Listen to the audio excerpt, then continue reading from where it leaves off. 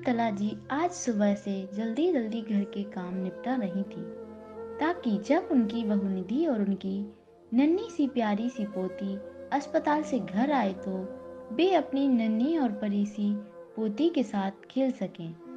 उनकी बहू निधि को कोई परेशानी ना हो, इसीलिए वह घर के नीचे वाला कमरा अपनी बहू निधि और नन्ही सी परी के लिए साफ सुथरा करके तैयार कर रही थी। शकुंतला जी जल्द से जल्द काम इसीलिए निपटाना चाहती थीं क्योंकि उनके पति और उनका बेटे को अस्पताल के लिए निकले आधे घंटे से ऊपर हो चुका था और वे दोनों उनकी बहू और बच्चों को लेकर किसी भी वक्त घर आ सकते थे। शकुंतला जी अपने सारे काम निपटा कर मोबाइल की तरफ बढ़ ही रही थी कि उन्हें अपने बेटे की गाड़ी का हॉर्न सुनाई पड़ा। शकुंतला जी तेज कदमों से घर के मेन गेट पर पहुंच गईं और अपनी बहू निधि और पोती को साथ लेकर नीचे वाले कमरे में पहुंची। बहू निधि ने शकुंतला जी से सवाल किया कि मम्मी जी, क्या मैं नीचे रहूंगी? शकुंतला जी ने धीरे से कहा, हाँ, लेकिन मम्मी जी, यह कमरा तो आपका पसंदीदा कमरा है, फिर मैं इसमें कैसे? उनकी बहू निधि बोल ही रही थी कि शकुंतला जी ने कहा, जितना कहा जा रहा है उतना करो। शकुंतला जी ने अपनी पोती को गोद में ले रखा था और अपनी पोती का डायपर बदल रही थी कि पड़ोस में रहने वाली शकुंतला जी की सहेलियां उनकी बहू और पोती को देखने के लिए आ गईं। शकुंतला जी ने बड़ी ही गर्मजोशी से अपनी सभी सहेलियों का स्वागत सत्कार किया। अपनी सहेलियों को चाय नाश्ता कराने के बाद शकुंतला जी सोफे पर बैठी ही थी कि उनकी सहेली ममता ने कहा, शकुंतला, यह कमरा तो तेरा फेवरेट कमरा था, इसमें बहू को क्यों रहने दिया? ऐसे ही बहू जो कहती रहे यह करने लगी तो इस घर में तेरी कोई इज्जत नहीं रहेगी। शकुंतला जी ने कहा, अरे ऐसी कोई बात नहीं है, मुझे कोई परेशानी ना हो इसीलिए ऐसा किया है। मैं कितनी बार ऊपर नीचे करती रहूंगी, इसीलिए नीचे वाला ये सामने का कमरा दे दिया, और वैसे भी कुछ ही दिनों की ही तो बात है। शकुंतला जी की सहेली ममता ने कहा, यदि ऐसा है तब तूने ठीक किया है। वैसे बहू के लिए मसाला कब तैयार करेगी?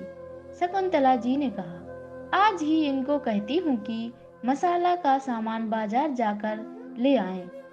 एक बार सामान आ जाए फिर उसके बाद मैं मसाला तैयार कर दूंगी। ममता ने कहा, देख शकुंतला, अभी बादाम, काजू, किशमिश आदि जो भी सामान मसाला में पड़ता है उसकी कीमत बहुत ही बढ़ गई है। अब 5 साल पहले वाली कीमत इन सामानों की नहीं रही, और वैसे भी तू उस समय अपनी बेटी के लिए मसाला बनाई थी जिसने एक बेटे को जन्म दिया था।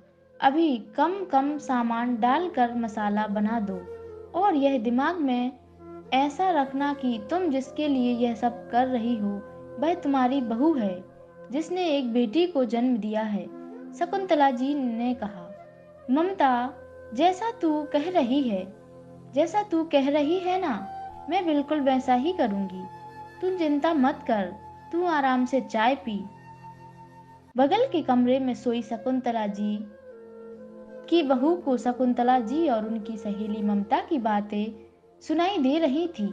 यह बातें सुनकर निधि की आंखों से आंसू बहने लगे।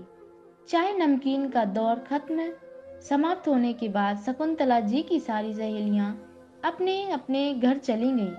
शकुंतला जी अपनी सहेलियों को विदा करके अपने पति के पास आई और कहा कि आप बाजार जाकर मसाला का सामान ले आइए ताकि मैं समय से मसाला तैयार कर बहू को दूं।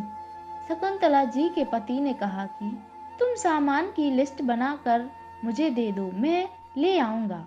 शकुंतला जी ने लिस्ट बनाकर अपने पति को दे दी। उनके पति ने लिस्ट को पढ़ा और शकुंतला जी से कहा कि तुमने तो सामान की लिस्ट में बादाम और काजू की मात्रा पिछली बार से भी अधिक लिखा है। शकुंतला जी ने कहा, 5 साल पहले जब हमारी बेटी के लिए मसाला तैयार करना था, तब आप अकेले इस घर में कमाने वाले थे। इस कारण मैंने जितनी जरूरत थी उतनी ही मंगवाई थी, लेकिन अब तो आपके साथ साथ हमारा बेटा भी तो कमा रहा है। इस कारण पैसे की कोई परेशानी नहीं है। तो मैंने इस बार सामानों की मात्रा बढ़ा दी ताकि बहू को मसाला के साथ साथ बादाम का हलवा भी दूंगी। शकुंतला जी के पति ने कहा, वैसे तुम्हारी सहेलियों ने सुबह तो मुझे जो तुम्हें सलाह दी, तुमने वो वैसा कुछ भी नहीं किया। और सुबह तो मुझे कह रही थी कि बहू को कोई परेशानी ना हो, इसीलिए अपना नीचे वाला कमरा भी बहू को दे देंगे, और मुझे भी कमरे से निकाल दिया। अपनी सहेलियों के सामने तो कह रही थी कि जैसा तुम कह रही हो करोगी, लेकिन तुम तो उल्टा ही कर रही हो। शकुंतला जी ने कहा, उनकी सोच उतनी इतनी जल्दी मैं नहीं बदल सकती, इसमें वक्त लगेगा। इस कारण मैंने उनकी भाषा में ही उनको समझा दिया। और रही बात उनकी बातों की, तो नहीं मानकर उल्टा करने की, तो इसके पीछे भी एक कारण है। मेरी बेटी बहू और मैं तीनों ही औरतें हैं। मुझे पता है कि एक बच्चे को जन्म देने में एक माँ को कितनी तकलीफ होती है। एक माँ को बच्चा पैदा करने के लिए कितना दर्द सहना पड़ता है, यह मैं जानती हूँ, क्योंकि मैंने भी 2 बच्चे पैदा करने का दर्द सहा है, और इस दर्द को मेरी बेटी और बहू ने भी सहा है। जब मैं बेटी के लिए मसाला तैयार कर सकती हूँ, तो बहू के लिए क्यों नहीं? अब बातें बहुत हो गई हैं, आप बाजार जाकर मसाला का सामान ले आइए, और मैं भी बहू के कमरे में जाकर देखती हूँ कि उसे किसी चीज की जरूरत तो नहीं है। निधि सास और ससुर की बातें सुनकर फिर से रो पड़ी। शकुंतला जी जब अपनी बहू निधि के कमरे में गई, तो निधि की आंखों में आंसू देखकर घबरा गई, और बहू के पास जाकर पूछा कि क्या हुआ, ज्यादा दर्द हो रहा है क्या? निधि ने अपनी सास का हाथ पकड़कर अपने पास बिठाते हुए कहा कि मम्मी जी, क्या अभी से मैं आपको माँ जी की जगह सिर्फ मम्मी बोल सकती हूँ? शकुंतला जी ने अपनी बहू के आंसू पोंछते हुए कहा कि तुम्हारी जो मर्जी हो तुम बोल सकती हो। यह सुनकर निधि एक बच्चे की तरह अपनी सास के गले लग गई, और शकुंतला जी ने भी अपनी बहू को गले लगा लिया। दोस्तों, अब जमाना बदल रहा है, और साथ ही कुछ लोगों की सोच जो पहले थी वह भी वक्त के साथ बदल रही है। यह बदलाव परिवार और समाज के लिए बहुत ही लाभकारी साबित हो सकता है। हम सभी बस यही आशा कर सकते हैं कि हर घर में शकुंतला जी जैसी सास हो, क्योंकि आशा पर ही तो हमारी दुनिया कायम है।